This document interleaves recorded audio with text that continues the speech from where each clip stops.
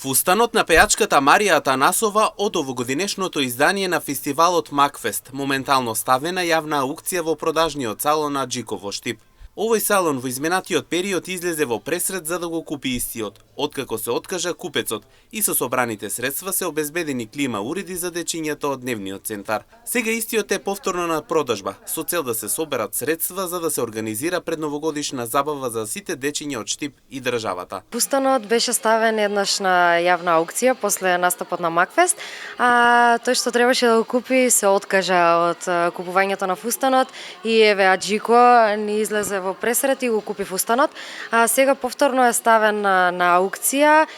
Парите исто така ќе бидат насочени повторно за дечињата со посебни потреби. Од продажбата првиот пат им однесовме клима на дечињата во дневниот центар за грење. Сега повторно е ставен на продажба за да организираме предновогодишна забава, затоа што веќе неколку години не има организирано никаква предновогодишна забава.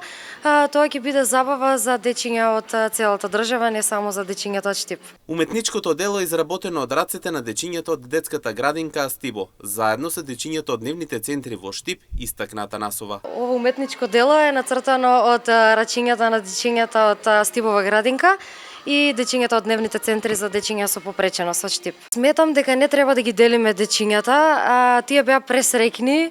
Таа соработка со нив ми е најубавата соработка до сега во мојот живот. Беа пресреќни и ова ќе им биде едно искуство што ќе го памтат, мислам, цел живот. Ово уметничко дело го нацрта со многу љубов, многу исполнетост, многу среќа, исто така и песната Ти си ми се.